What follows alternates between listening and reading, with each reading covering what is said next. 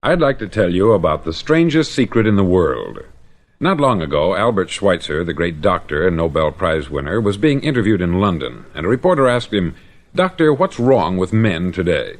The great doctor was silent a moment, and then he said, "Men simply don't think." And it's about this that I want to talk with you. We live today in a golden age. This is an era that man has looked forward, dreamed of, and worked toward for thousands of years. But since it's here, we pretty well take it for granted. We in America are particularly fortunate to live in the richest land that ever existed on the face of the earth, a land of abundant opportunity for everyone. But do you know what happens? Let's take 100 men who start even at the age of 25. Do you have any idea what will happen to those men by the time they're 65? These 100 men who all start even at the age of 25 believe they're going to be successful.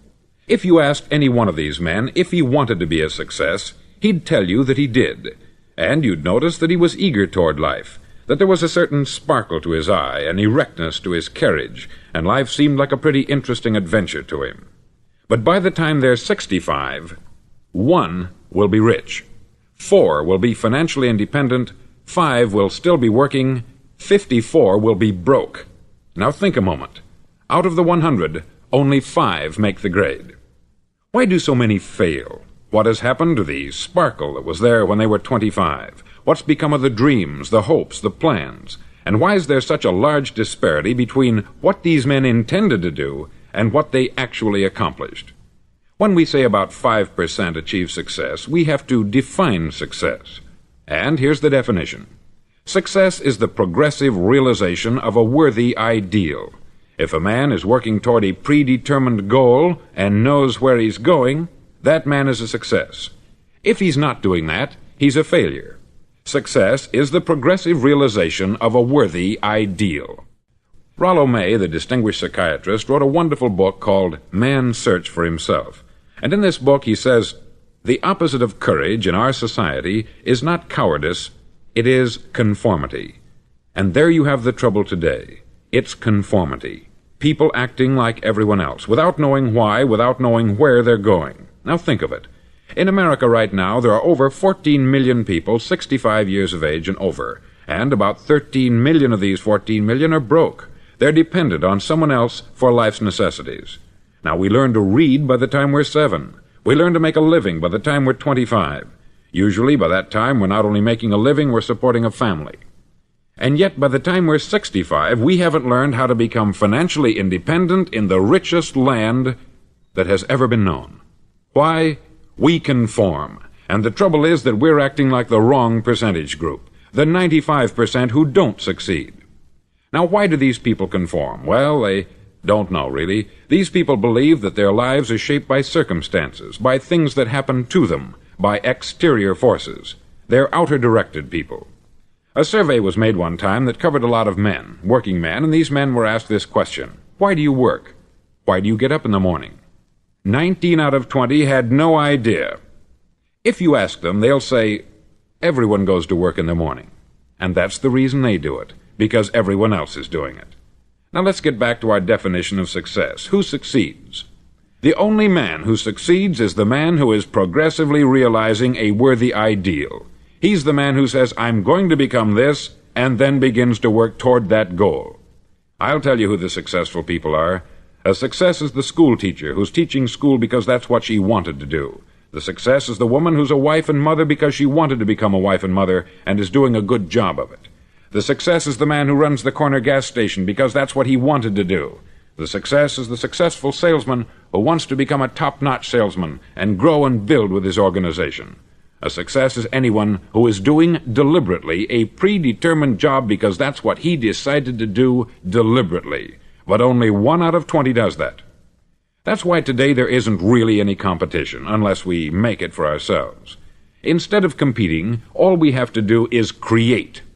Now, for 20 years, I looked for the key which would determine what would happen to a human being. Was there a key, I wanted to know, which would make the future a promise that we could foretell to a large extent? Was there a key that would guarantee a person's becoming successful if he only knew about it and knew how to use it? Well, there is such a key, and I've found it.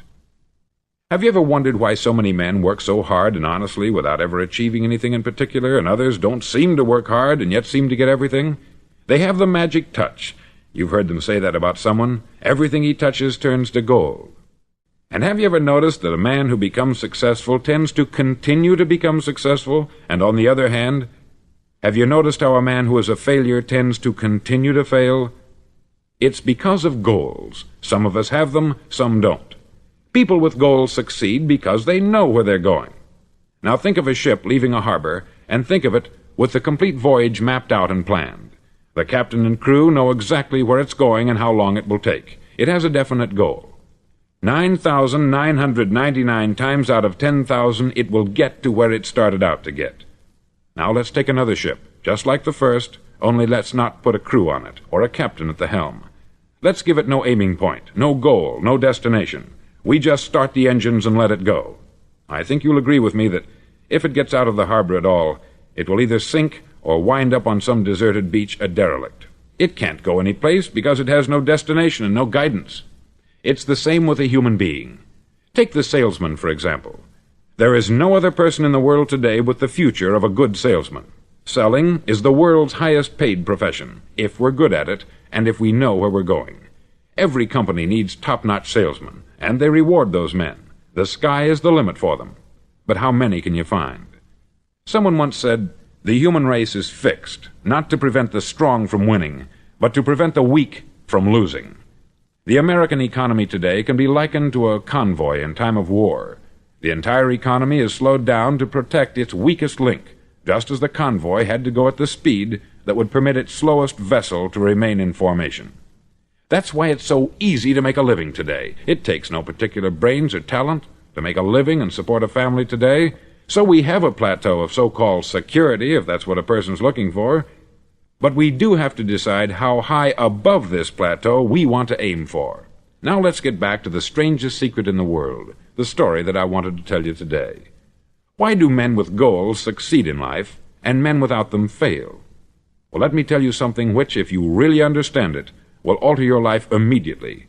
If you understand completely what I'm going to tell you from this moment on, your life will never be the same again. You'll suddenly find that good luck just seems to be attracted to you. The things you want just seem to fall in line. And from now on, you won't have the problems, the worries, the gnawing lump of anxiety that perhaps you've experienced before. Doubt, fear, well, they'll be things of the past.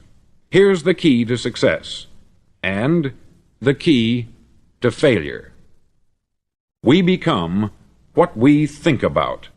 Now let me say that again. We become what we think about.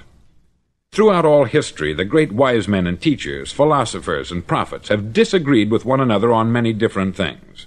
It is only on this one point that they are in complete and unanimous agreement. Listen to what Marcus Aurelius, the great Roman emperor, said. He said, "A man's life is what his thoughts make of it." Disraeli said this, "Everything comes if a man will only wait. I have brought myself by long meditation to the conviction that a human being with a settled purpose must accomplish it, and that nothing can resist a will that will stake even existence for its fulfillment." Ralph Waldo Emerson said this, "A man is what he thinks about all day long." William James said, "The greatest discovery of my generation is that human beings can alter their lives by altering their attitudes of mind." And he also said, "We need only in cold blood act as if the thing in question were real, and it will become infallibly real by growing into such a connection with our life that it will become real. It will become so knit with habit and emotion that our interest in it will be those which characterize belief." He also said this, "If you only care enough for a result, you will almost certainly attain it. If you wish to be rich, you will be rich. If you wish to be learned, you will be learned. If you wish to be good, you will be good. Only you must then really wish these things, and wish them exclusively, and not wish at the same time 100 other incompatible things just as strongly." In the Bible you read, in Mark 9:23, "If thou canst believe, all things are possible to him that believeth." Dr. Norman Vincent Peale said this, "This is one of the greatest laws in the universe.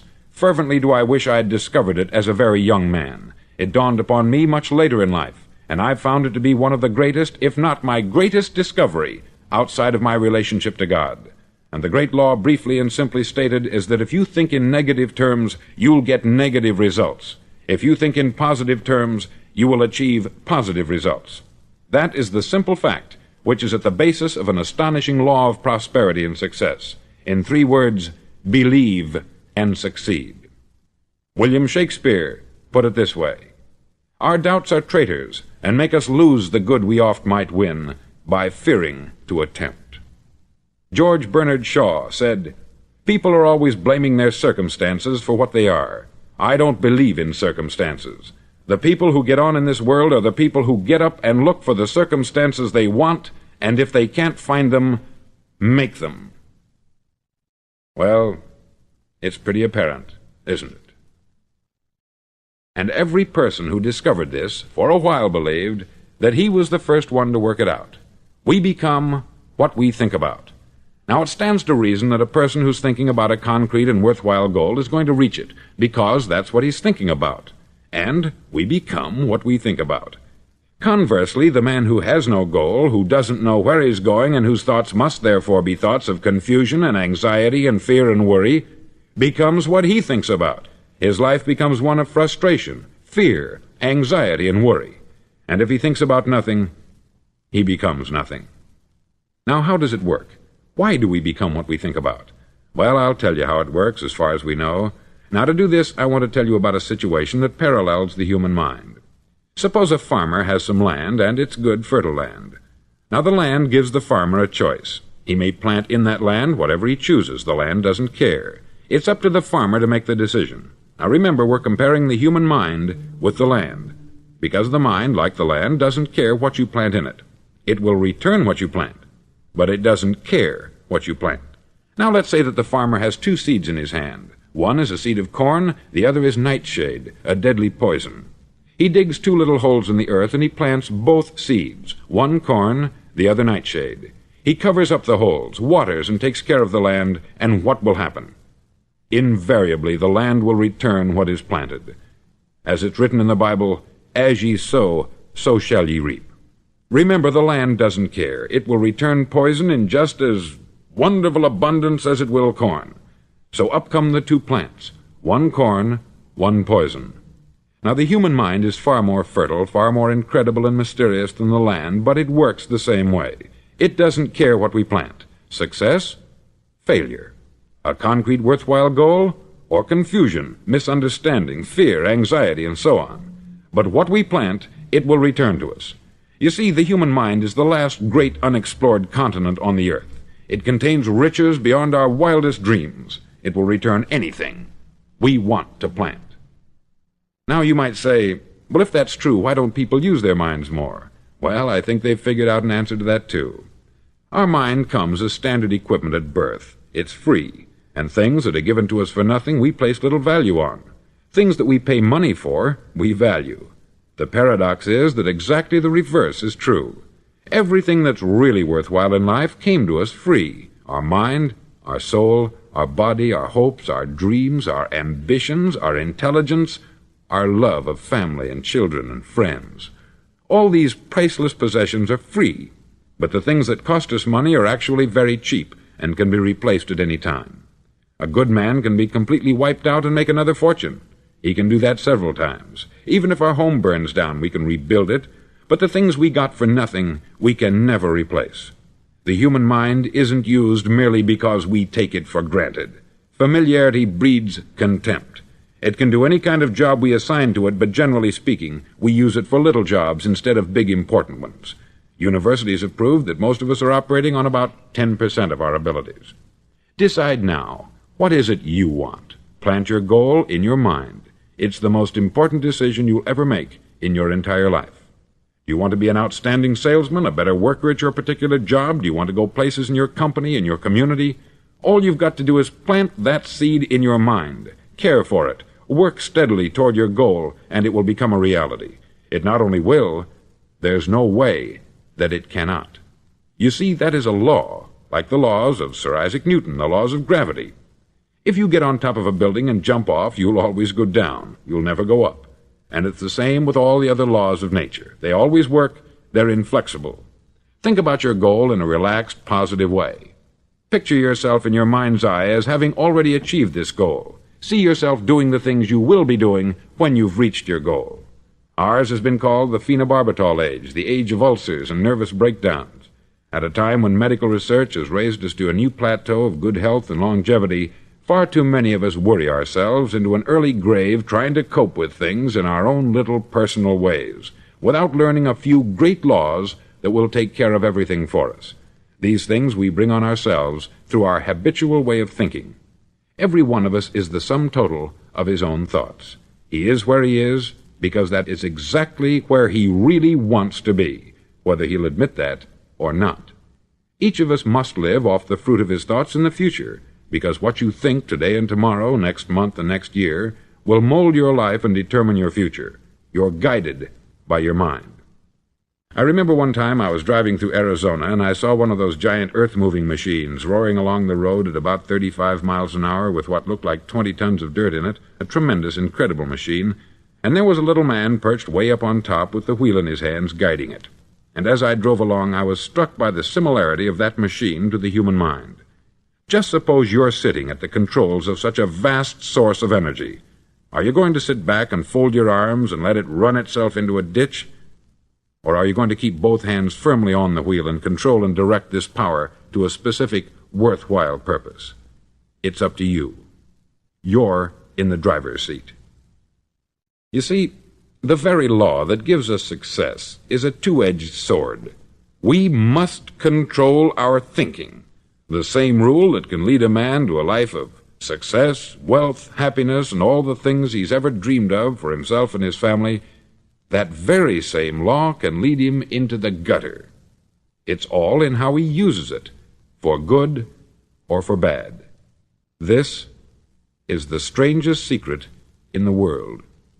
Now, why do I say it's strange, and why do I call it a secret? Actually, it isn't a secret at all. It was first promulgated by some of the earliest wise men, and it appears again and again throughout the Bible. But very few people have learned it, understand it. That's why it's strange, and why, for some equally strange reason, it virtually remains a secret. I believe that you could go out and walk down the main street of your town and ask one man after another what the secret of success is, and you probably wouldn't run into one man in a month who could tell you. Now, this information is enormously valuable to us, if we really understand it and apply it. It's valuable to us not only for our own lives, but the lives of those around us, our family, employees, associates, and friends. Life should be an exciting adventure. It should never be a bore. A man should live fully, be alive. He should be glad to get out of bed in the morning. He should be doing a job he likes to do because he does it well. One time I heard Grove Patterson make a speech, the editor-in-chief of the Toledo Daily Blade, and as he concluded his speech, he said something that I've never forgotten.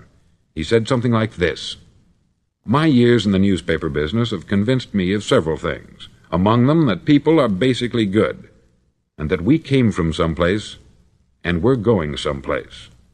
So we should make our time here an exciting adventure. The architect of the universe didn't build a stairway leading nowhere."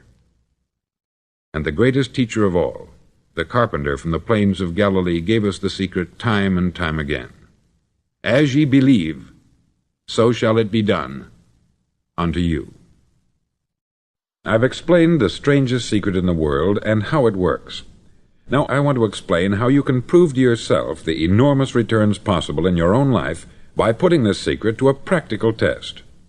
I want you to make a test that will last 30 days. Now, it isn't going to be easy. If you'll give it a good try, it will completely change your life for the better. Back in the 17th century, Sir Isaac Newton, the English mathematician and natural philosopher, gave us some natural laws of physics which apply as much to human beings as they do to the movement of bodies in the universe. Now, one of these laws is that for every action there is an equal and opposite reaction.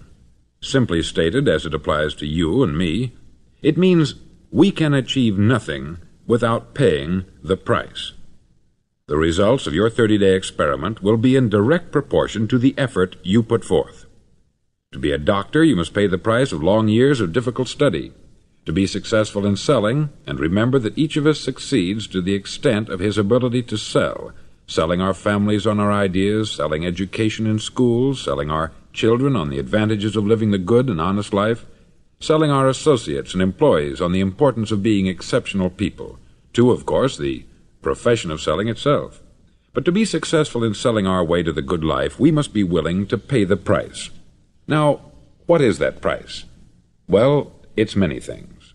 First, it's understanding emotionally, as well as intellectually, that we literally become what we think about, that we must control our thoughts if we're to control our lives.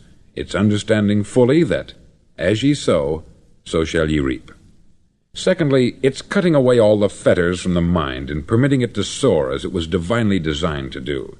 It's the realization that your limitations are self-imposed, and that the opportunities for you today are enormous beyond belief. It's rising above narrow-minded pettiness and prejudice.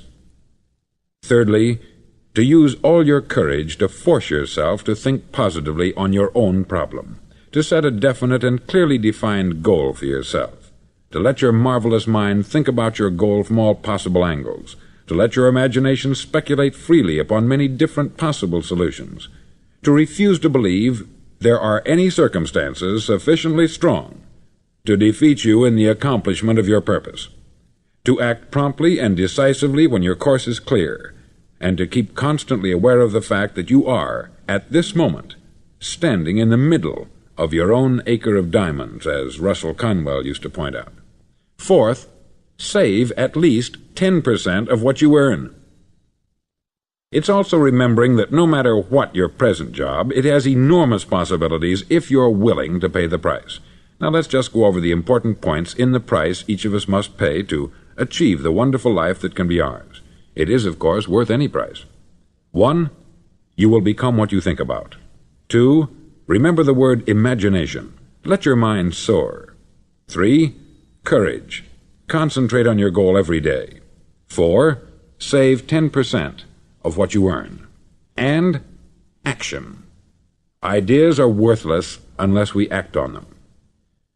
Now I'll try to outline the 30-day test I want you to make. Now keep in mind that you have nothing to lose by making this test, and everything you could possibly want to gain. There are two things that may be said of everyone. Each of us wants something, and each of us is afraid of something. I want you to write on a card what it is you want more than anything else. It may be more money. Perhaps you'd like to double your income or make a specific amount of money. It may be a beautiful home. It may be success at your job. It may be a particular position in life. It could be a more harmonious family. Each of us wants something. Write down on your card specifically what it is that you want. Make sure it's a single goal and clearly defined. You needn't show it to anyone, but carry it with you so that you can look at it several times a day. Think about it in a cheerful, relaxed, positive way each morning when you get up, and immediately you have something to work for, something to get out of bed for, something to live for. Look at it every chance you get during the day and just before going to bed at night. As you look at it, remember that you must become what you think about, and since you're thinking about your goal, you realize that soon it will be yours. In fact, it's yours really the moment you write it down and begin to think about it.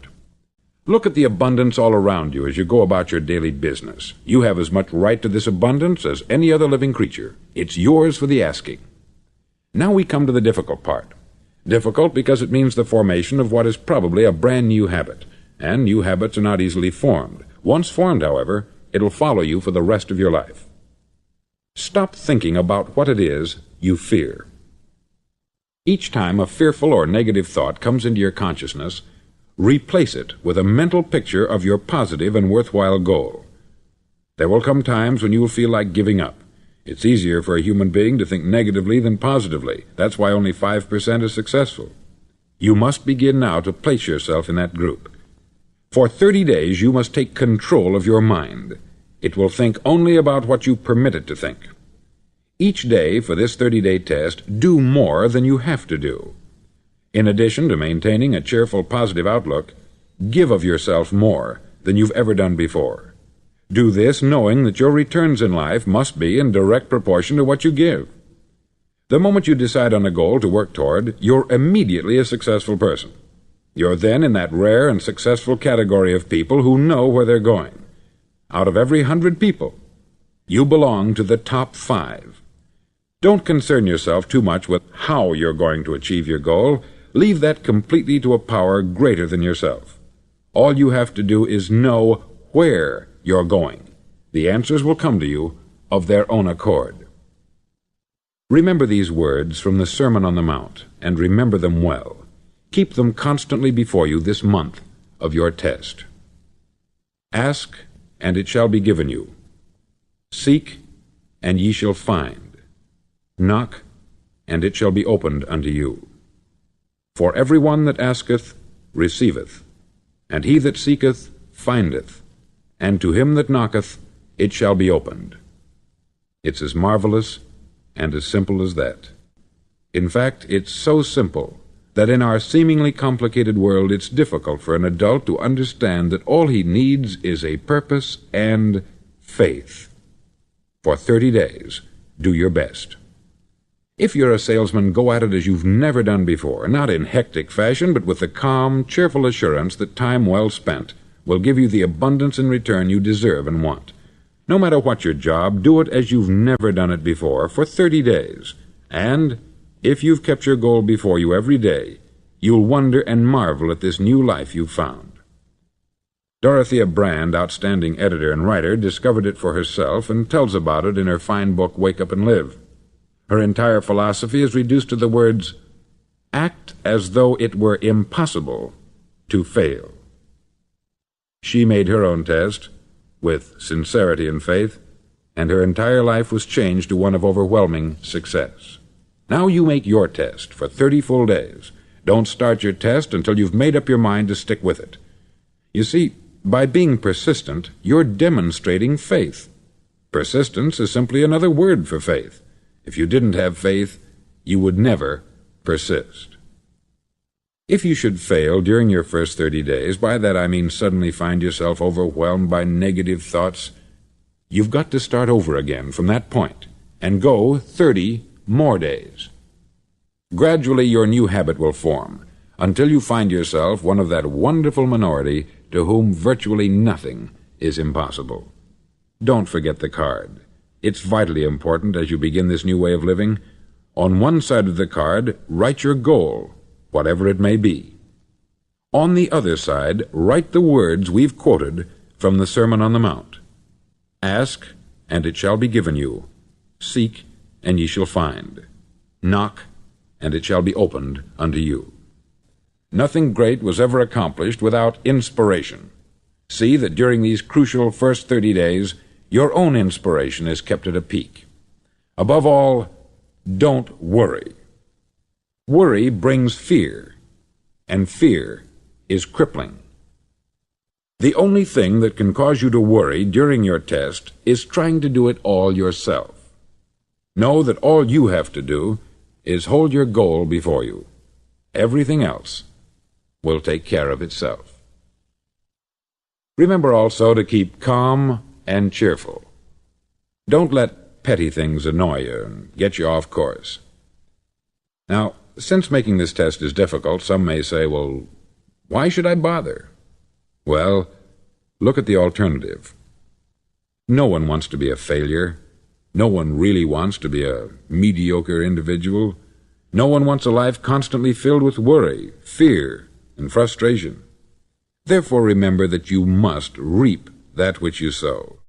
If you sow negative thoughts, your life will be filled with negative things. If you sow positive thoughts, your life will be cheerful, successful, and positive. Now, gradually, you will have a tendency to forget what you've heard on this record. Play it often. Keep reminding yourself of what you must do to form this new habit. Gather your whole family about and listen to what's been said here at regular intervals. You know, most men will tell you that they want to make money without understanding the law. The only people who make money work in the mint. The rest of us must earn money. This is what causes those who keep looking for something for nothing or a free ride to fail in life. The only way to earn money is by providing people with services or products which are needed and useful. We exchange our product or service for the other man's money. Therefore, the law is that our financial return will be in direct proportion to our service. Success is not the result of making money. Making money is the result of success, and success is in direct proportion to our service. Most people have this law backwards. They believe that you're successful if you earn a lot of money. The truth is that you can only earn money after you're successful. It's like the story of the man who sat in front of the stove and said to it, "Give me heat, and then I'll add the wood." How many men and women do you know, or do you suppose there are today, who take the same attitude toward life? There are millions. We've got to put the fuel in before we can expect heat. Likewise, we've got to be of service first before we can expect money. Don't concern yourself with the money. Be of service. Build, work, dream, create. Do this, and you'll find there's no limit to the prosperity and abundance that will come to you. Prosperity is founded upon a law of mutual exchange. Any person who contributes to prosperity must prosper in turn himself. Sometimes the return will not come from those you serve, but it must come to you from someplace, for that is the law. For every action there is an equal and opposite reaction. As you go daily through your 30-day test period, remember that your success will always be measured by the quality and quantity of service you render, and money is a yardstick for measuring this service. No man can get rich himself unless he enriches others. There are no exceptions to a law. You can drive down any street in America and from your car estimate the service that's being rendered by the people living on that street. Had you ever thought of this yardstick before? It's interesting. Some, like ministers and priests and other devoted people, measure their returns in the realm of the spiritual, but again, their returns are equal to their service. Once this law is fully understood, any thinking person can tell his own fortune. If he wants more, he must be of more service to those from whom he receives his return. If he wants less, he has only to reduce this service. This is the price you must pay for what you want. If you believe you can enrich yourself by deluding others, you can only end by deluding yourself. It may take some time, but just as surely as you breathe, you'll get back what you put out. Don't ever make the mistake of thinking you can avert this. It's impossible. The prisons and the streets where the lonely walk are filled with people who tried to make new laws just for themselves. We may avoid the laws of man, but there are greater laws that cannot be broken. An outstanding medical doctor recently pointed out 6 steps that will help you realize success. 1. Set yourself a definite goal. 2. Quit running yourself down. 3. Stop thinking of all the reasons why you cannot be successful, and instead think of all the reasons why you can. 4. Trace your attitudes back through your childhood and try to discover where you first got the idea you couldn't be a success, if that's the way you've been thinking. 5. Change the image you have of yourself by writing out a description of the person you would like to be. And 6. Act the part of the successful person you have decided to become. The doctor who wrote those words is a noted West Coast psychiatrist, David Harold Fink, M.D. Do what all experts since the dawn of recorded history have told you you must do.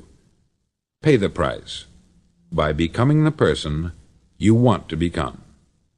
It's not nearly as difficult as living unsuccessfully. Make your 30-day test. Then repeat it. Then repeat it again. Each time it will become more a part of you until you'll wonder how you could ever have lived any other way. Live this new way, and the floodgates of abundance will open and pour over you more riches than you may have dreamed existed. Money? Yes, lots of it. But what's more important, you'll have peace. You'll be in that wonderful minority who lead calm, cheerful, successful lives. Start today. You have nothing to lose, but you have a life to win.